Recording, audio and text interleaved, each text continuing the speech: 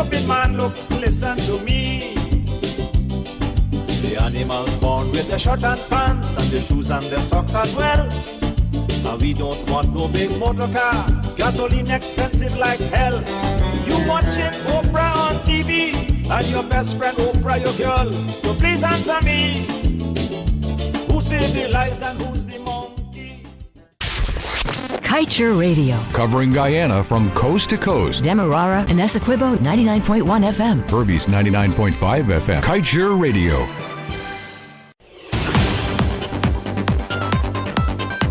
Hello, thank you for tuning in to Kaieteur Radio. I am Kevin Smith and welcome to your main newscast for Saturday, August 14th, 2021. We do apologize for the late start. However, without further ado, let's get to the news in detail. The PPPC government has signed off an order under the Acquisition of Land for Purposes Act to secure a 30-meter wide corridor of land for the laying of a natural gas pipeline between its landing site on the west coast of Demerara and the Wales Development Zone located on the west bank of Demerara.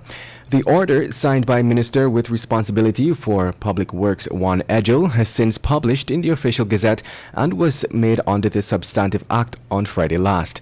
The gazetted order had exactly 4 days before the National Assembly passed the Petroleum Bill of 2021 to ensure that private lands acquired for the laying of a fiber optic cable, as well as the establishment of the $900 million gas to energy project, are done so lawfully and that there is fair compensation for citizens.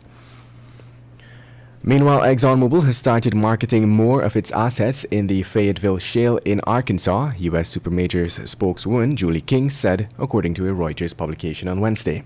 According to the report, since before the pandemic, Exxon has been marketing and divesting assets, focusing on key strategic operations such as the Permian Basin, Guyana, and Brazil. While focusing on these areas, Exxon is looking to divest assets elsewhere, and shale gas assets in Arkansas are now up for sale. And in other news, a man on Thursday surrendered to the police to clear his name after he was informed that police were at his home looking for him in relation to the Regent Street execution of a Brazilian businessman. Crime Chief Wendell Blanham said that the suspect turned himself in at the CID headquarters on Thursday afternoon. The man is still in custody, and Blanham added that the suspect was in the company of his lawyer when he surrendered. While in custody, the suspect also provided the investigators with an alibi. We had reported that the businessman, Euclid de Silva, and his associate were shot execution style on Tuesday night, around 22 hours 30, while sitting in a parked vehicle in front of Shambas Kerpolani, between Camp and Wellington Streets, Georgetown. And moving on, 2 Venezuelan women are among 5 persons police detained on Thursday for questioning in relation to the death of Shahid Mohammed, a fisherman.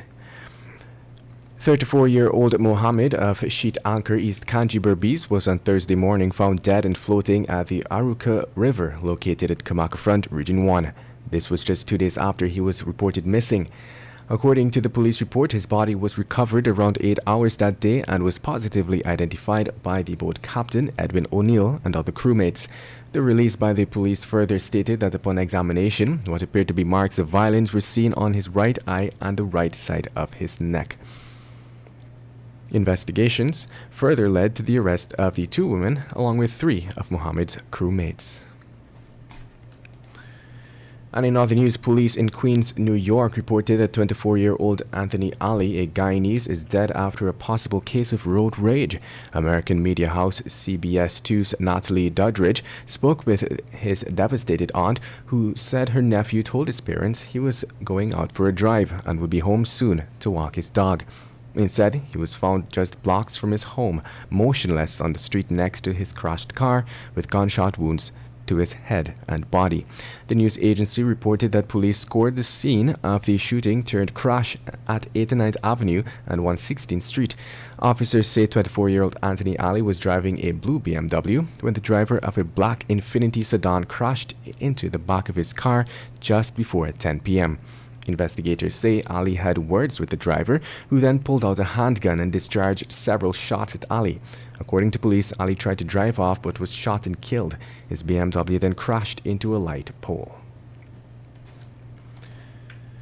And moving on, a 36-year-old taxi driver is now a patient at the New Amsterdam Public Hospital after he was allegedly stabbed by the husband of a woman he is accused of having an affair with. The incident occurred on a Thursday at train line Port Morant, Quarantine Berbice at 23 hours 30. According to police investigations, the victim and another man were at a shop gambling and imbibing when the accused walked in just as they were leaving. The suspect then accused the victim of having an affair with his wife. The man then pulled an object from his waist and stabbed the victim in his left arm and abdomen and his chest, then made good his escape. The driver was taken to the Port Morant Public Hospital, where he was seen and examined by a doctor who transferred him to the New Amsterdam Public Hospital. There he was admitted as a patient and is in a stable condition. Investigations are ongoing. In other news, O'Mail Damon, a member of the Guyana Police Force who was caught in a sting operation collecting money from a suspect's relative, was yesterday remanded to prison for the offense. Damon allegedly swindled over $400,000 from the woman, claiming that he could get her relative released from police custody.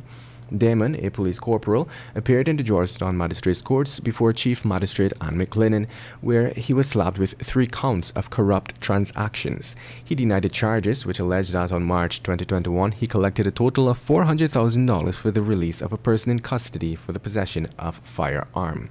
He was also charged for collecting $80,000 for the release of the motor vehicle the suspect was driving, and the court heard that shortly after receiving the first $200,000, the defendant requested another $200,000, which was given to him, after he told the woman that the other officers involved wanted more money.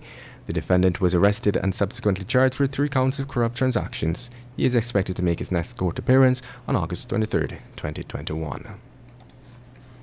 Just before we wrap things up, let's head over to the page 7 of the Kaieteur News dedicated to being blunt. The world is worried about climate change, but not Guyana. Vice President Bharat Jagdeo, a one-time climate change commander, is now a serial driller, while his muzzled and mismanaged Environmental Protection Agency gives Exxon clearance for continued gas flaring. The UN Secretary General Antonio Guterres himself spoke of an impending climate catastrophe of all nations if all nations don't switch to renewables. The official said there is no time to delay and no room for excuses. But Guyana seems to care less. If we continue this way, this oil will be more than a curse. It could be the death of us. And with that, we've come to the end of your main newscast for Saturday, August 14th, 2021. I'm Kevin Smith. Thank you for listening. Kaieteur Radio, keeping you informed. Demerara and Essequibo 99.1 FM. Berbice 99.5 FM. Kaieteur Radio.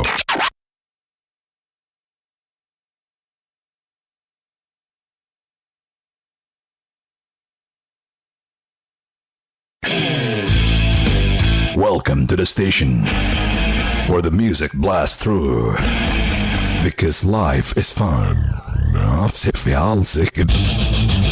With 99.1 FM.